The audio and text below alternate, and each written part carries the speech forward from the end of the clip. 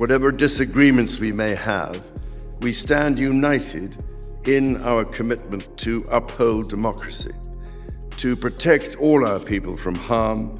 6 words stopped the meeting cold. That is not addressed to you. For a moment, nobody inside Windsor Castle moved. Tom Parker Bowles froze with his hand still resting on the sealed envelope. Camilla stared across the table at Charles, as if she had just realized the document in front of them was not the one she had been expecting. Prince William said nothing. Prince Edward remained completely still. Then Charles did something even more shocking. He turned the document toward himself and removed 7 lines just moments before signing it. Those 7 lines reportedly contained the very protections Camilla's family had expected to remain in place: access, influence, family privileges, and a continued connection to the royal circle. But now, they were gone. No warning, no explanation, no second chance, and suddenly, one question hung over the room.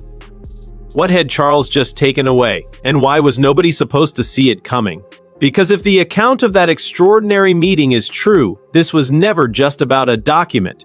It was about who would still have a place inside the royal family when the balance of power changed. Charles had simply drawn a line through the future they believed was already secure. But that was only the beginning. When the king finally pushed the heavy envelope across the table, everyone expected it to stop in front of William. Instead, it moved past the future king and came to rest directly in front of Edward. For Camilla, that single movement changed everything. She suddenly understood that this meeting was not about keeping everyone comfortable. It was about deciding who could be trusted with parts of the royal legacy once Charles could no longer personally protect them. The room itself seemed designed for a serious confrontation. 4 crystal glasses stood perfectly arranged. A red leather government document box rested in the center. 2 palace lawyers sat quietly near the wall. Princess Anne remained beside the fireplace, straight-backed and completely silent. Her eyes followed every movement. Camilla had entered expecting another private discussion. She believed there would still be room for negotiation. Perhaps the disagreement could be softened later, away from the lawyers and the formal papers. But Anne was not there for a friendly family conversation. William had deliberately arrived without Catherine. Edward had come alone. Even the absence of their spouses seemed significant. Charles looked exhausted, but his voice was firm. The papers before him had already been prepared. His signature ribbon rested beside the final page. There was almost nothing left to discuss. Camilla simply did not know that yet. Tom tried to break the uncomfortable silence with a nervous laugh. "So, this is all very formal," he said. Nobody laughed. One of the lawyers opened the red leather box and removed 3 confidential folders. The first carried William's name. The second carried Edward's. The third had no name on it at all. Camilla stared at that blank folder. In a meeting like this, a blank folder could mean many things. It could mean a last minute change. It could mean that someone's name had been removed. Or it could mean that the most important person in the room had not yet been identified. Charles began with William. That seemed natural. William was the direct heir and would eventually inherit the crown. Everyone expected him to receive the most important information. But instead of giving him a large document, Charles handed him one thin page. William read it without changing expression. The page simply confirmed that the arrangement would not alter the line of succession or interfere with property that would naturally pass to the next monarch. William read it once, then he folded it and placed it beside his glass. He did not ask a question. Camilla noticed. So did Tom. It suggested that William had already seen at least part of what was coming. Then Charles reached for the blank folder. For a brief second, Camilla seemed to relax. Perhaps it was for her. Perhaps there was still some private protection hidden inside. But Charles did not hand it to her. Instead, he opened it himself. Inside was something completely unexpected. It was not a new contract. It was not a financial agreement. It was a handwritten note connected to the late Queen Elizabeth II. The note was not being presented as a formal will. It was a personal request concerning a deeply private part of the family legacy, and a place associated with the quieter years Queen Elizabeth and Prince Philip spent away from public attention. Charles looked down at the writing before reading the final sentence aloud. "Keep it with the child who asks for the least but remembers the most." The room went silent. Camilla's expression changed immediately. Tom looked toward William. William was already looking at Edward. Edward, the quiet brother, the royal family member who had spent much of his life away from the loudest headlines, the one who rarely demanded attention, the one whose name was often forgotten when people talked about the biggest royal controversies. Now, suddenly, everyone was looking at him. Charles closed his mother's note and explained what the family had been discussing. It was not about a new crown. It was not about giving Edward a higher title. It was about responsibility. The issue involved a private royal residence, its grounds, and sensitive personal papers connected to Prince Philip. There were also valuable family items that had never become part of the main public collection, along with a trust designed to protect them. Edward would not be allowed to sell the property or transfer it freely. He would not simply be able to pass control to his children, but during his lifetime, the responsibility would remain with him, subject to the authority of the reigning monarch. Camilla leaned forward. Her calm expression was beginning to disappear. "And where does that leave us?" she asked. It was a revealing question. She could have asked where it left her personally. Instead, she said, "Us." Charles looked at her for several seconds, then came the answer. "What is already yours?" Those words were colder than Camilla expected. She already had her own property, financial arrangements, and family connections. But clearly, she had expected something beyond those things. She appeared to believe there would be some continuing royal protection for her family after Charles was gone. Tom finally asked the question that everyone else had avoided. Wasn't there supposed to be continued family access? Charles paused. Princess Anne answered instead. There was a proposal. Then she added the two words that mattered most. Not a promise. Huh? Suddenly, the entire history of the disagreement became clearer. For years, private conversations had apparently created expectations. There had been discussions about holidays, family gatherings, access to certain places, and the possibility of Camilla's children and grandchildren remaining close to royal life. But expectations were not the same as legal rights. Nothing had been finalized in a way that could force a future monarch to follow those informal promises. And that created the real problem.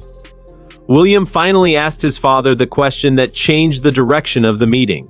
What happens when you are no longer here? It was simple, but it exposed everything. While Charles remained king, access could be granted as a personal decision. He could invite people, he could make exceptions, he could smooth over disagreements. But once Charles was gone, the situation would change. William would become king.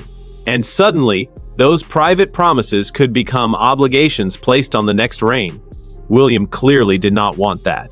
According to the story being discussed in the room, an earlier draft contained a clause that would have allowed selected members of Camilla's family continued access for private events, provided a family trustee approved the arrangements. On paper, it sounded harmless. But then the suggested trustee became known, Tom Parker Bowles. That was when the atmosphere changed. The trustee would not own the royal property, but the role could give him influence over who entered, when the property was used, and how certain private records were handled. William immediately saw the danger, and saw something even more serious. Some of the papers connected to Prince Philip were deeply personal. They contained memories and information that had never been intended for public discussion.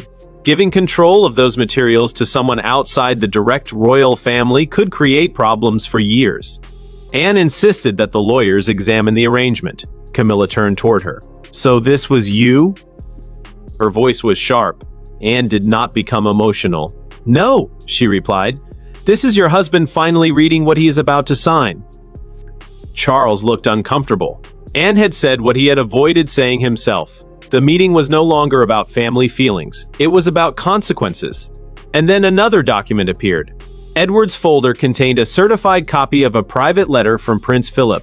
It was not presented as a legal order. Instead, it described Edward as dependable, patient, modest, and unlikely to turn responsibility into personal power. That letter changed the room. Charles was not choosing Edward because Edward had demanded something. He was choosing him because Edward had rarely demanded anything at all. For years, other family members had received greater attention.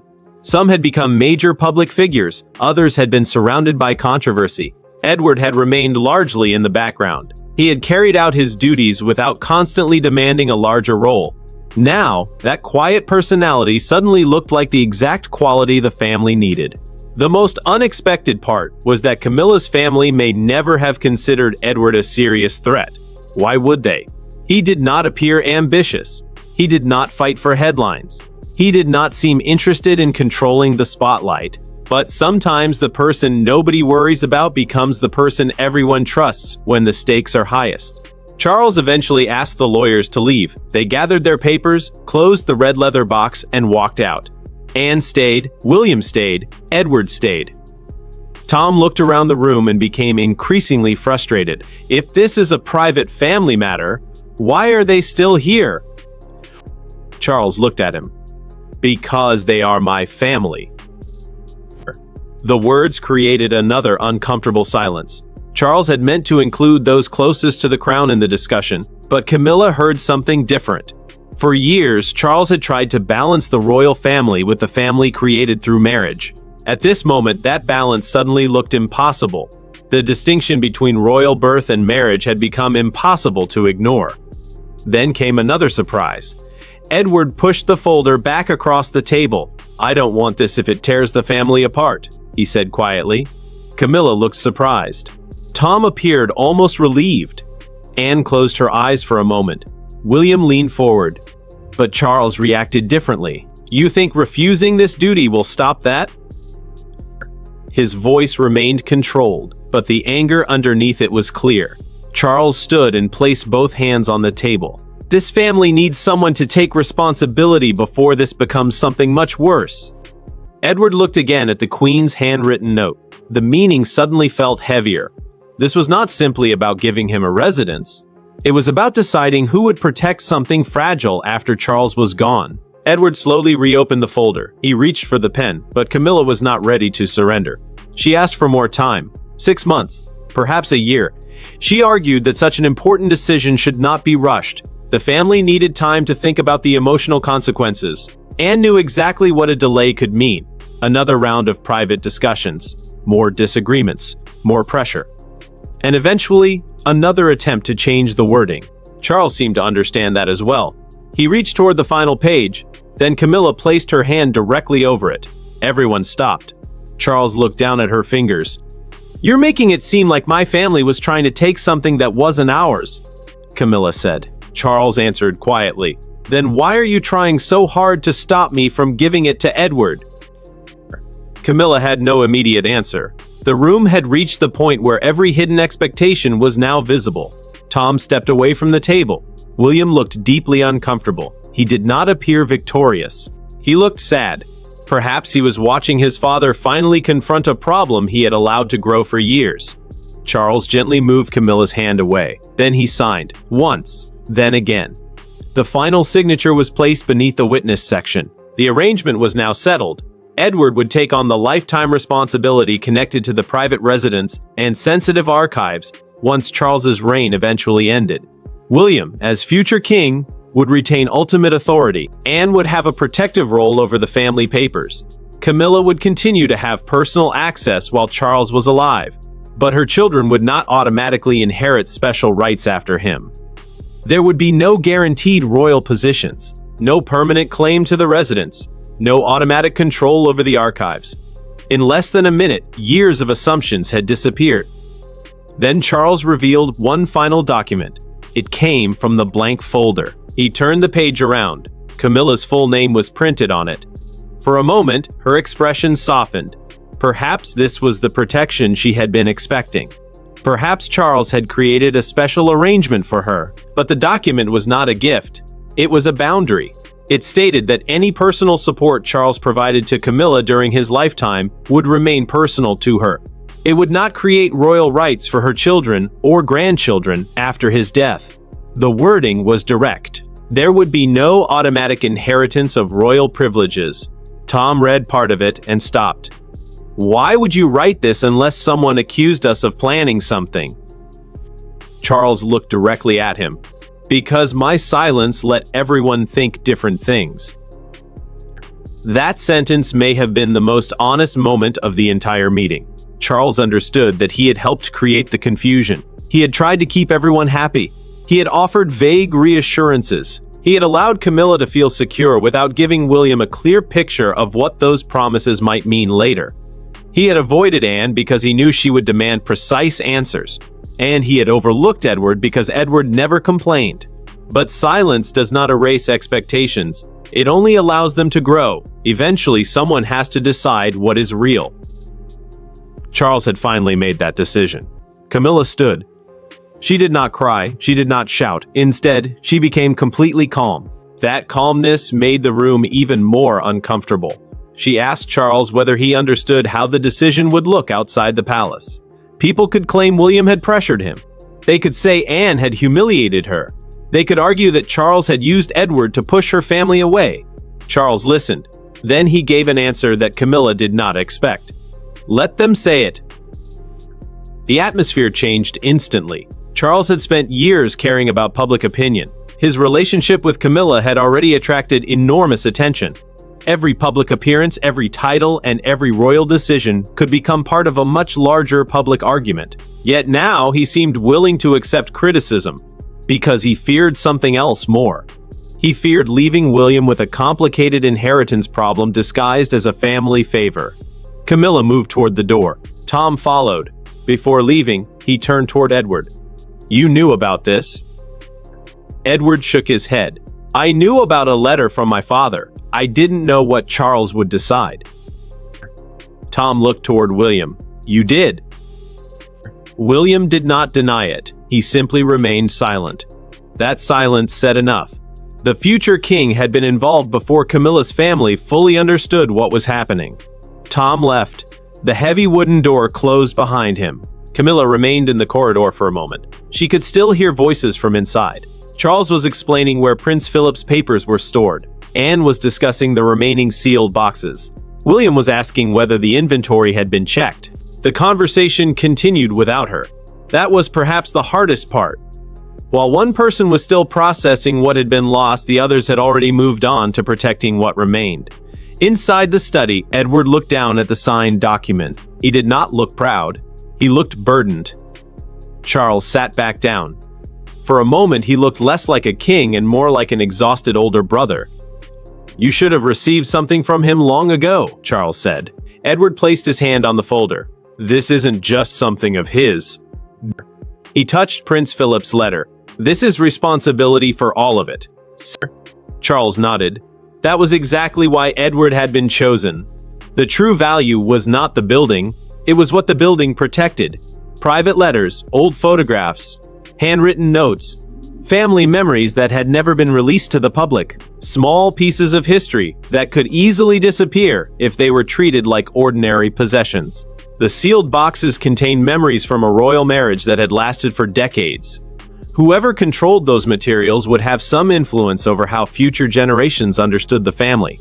Camilla had viewed the decision through the future of her children. William viewed it through the stability of the next reign. Anne viewed it as protection for her parents' legacy. Charles saw all three concerns, and he finally realized that leaving everything vague would create an even larger conflict later. So he drew that black line, 7 lines removed, 1 name crossed out, Edward's name written into the final arrangement. Outside, Camilla heard the red document box close. It was only a small sound, but it marked the end. No more secret proposals. No more vague promises, no more waiting for Charles to change his mind. The decision had been made. Edward walked out first, carrying the heavy folder against his chest.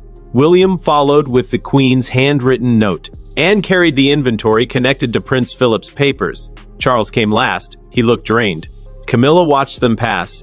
For a moment, she seemed to hope someone would stop. Nobody did. Then Edward paused beside her. She may have expected an apology. Instead, he looked directly at her and spoke calmly. I'll protect it. Not from you. Not from Tom. From everyone. Those words changed the meaning of the entire evening. Edward was not declaring war on Camilla's family. He was saying that the responsibility was bigger than any one person. The papers could not become family bargaining chips. The residence could not become a reward. The legacy could not be controlled simply because someone had expected access to it. And that was the real decision Charles had made. For years, Camilla's family may have wondered what Charles would eventually leave behind. But the most important thing he decided was not what they would receive. It was what they would never control. The story ended with Edward walking away carrying a responsibility he had never asked for, while Camilla remained near the closed door, staring at the place where her family's expectations had just been rewritten. Yet there was another question left hanging in the air. Was Charles protecting the monarchy from a future conflict? Was he finally correcting years of vague promises? Or had he betrayed the woman who had stood beside him through the most difficult years of his public life? There may be no simple answer, because inside royal families, decisions are rarely only about property or paperwork. They are about trust. They are about loyalty. And sometimes, they are about what happens when private promises collide with public responsibility. Charles had spent years trying to keep everyone together. In the end, the decision that mattered most may have been the one that finally forced him to draw a line. And once that line was drawn, there was no easy way back.